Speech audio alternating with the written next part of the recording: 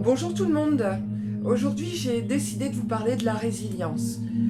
Donc la résilience, qu'est-ce que c'est? Donc c'est la faculté d'une personne ou d'un groupe d'individus qui développe la capacité de se projeter dans l'avenir en présence d'événements déstabilisants ou de conditions de vie difficiles.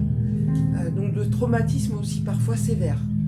C'est cette faculté que nous avons tous à pouvoir rebondir.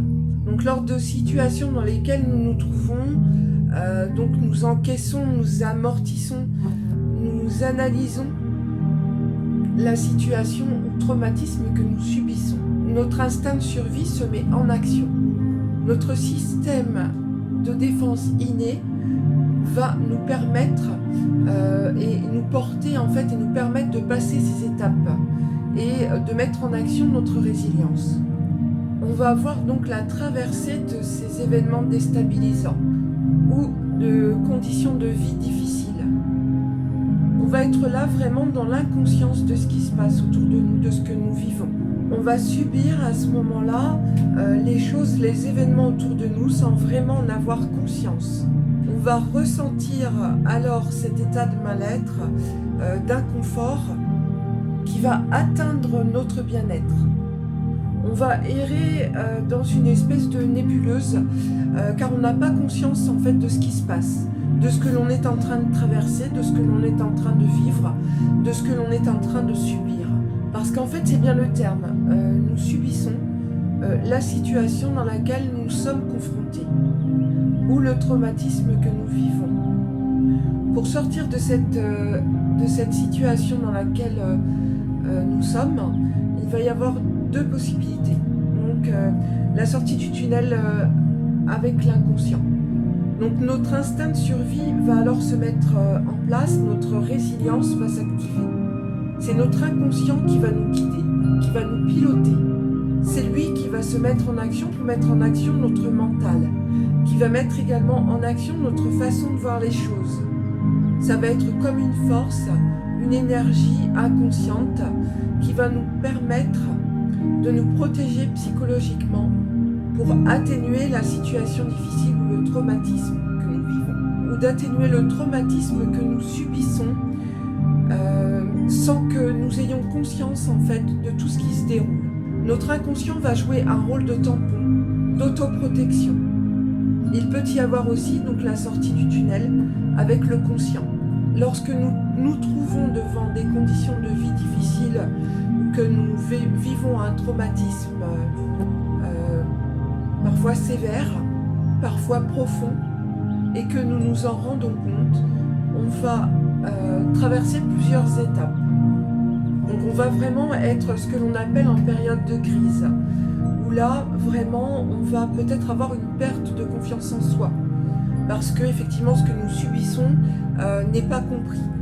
Donc on va déjà traverser la crise, ce que l'on appelle. Donc là, on va avoir comme une perte de confiance. On va être emprunt au doute. On va vraiment avoir un sentiment d'impuissance par rapport à ce qui nous arrive. Ensuite, on va avoir une prise de conscience. On va enfin comprendre et analyser pourquoi on ne se sent pas bien. Et donc là, on va mettre en place des actions ou un schéma psychologique pour pouvoir vivre en fait cette période de crise. Et donc, on va en quelque sorte reprendre confiance en soi, en ses capacités. On va enfin sortir du tunnel et lorsque l'on aura survécu et vécu et rebondi par rapport à cette situation de crise, on va enfin se sentir rempli, avoir un mental plus fort et prendre conscience de ses capacités à rebondir. Aujourd'hui, on est vraiment confronté à de dures périodes et il est important pour tous de cultiver en fait cette résilience. Il faut davantage écouter votre instinct. En fait, c'est cette petite voix à l'intérieur qui, elle, va savoir nous guider, nous diriger en fait vers la sortie de crise. Il faut aussi cultiver un mental positif le plus possible. En fait, il faut apprendre un petit peu la loi d'attraction. C'est vrai que nos pensées positives vont nous mener vers des chemins positifs, vers des voies positives.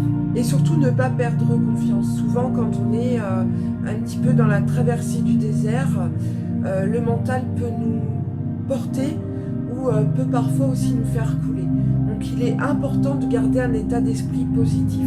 Donc nos pensées sont émises en permanence et elles mènent aussi nos actions.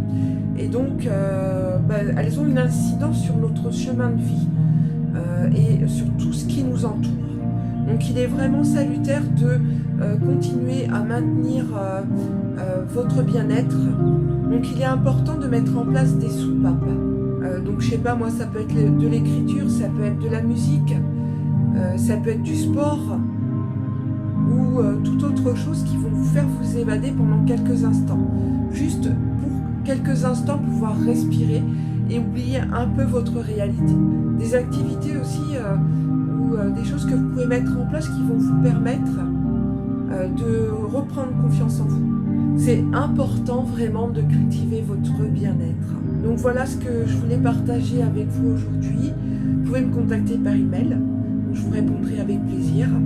Et surtout prenez soin de vous et ne perdez jamais confiance. Même si vous traversez des moments difficiles, sachez que ce n'est que temporaire. Les choses peuvent ne faire que s'améliorer. Avec un mental positif, on peut aller très loin.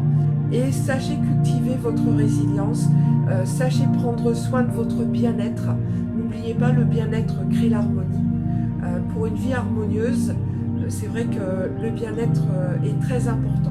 Même s'il ne fait pas beau, le soleil se lève quand même. Et derrière les nuages, la lumière est toujours là.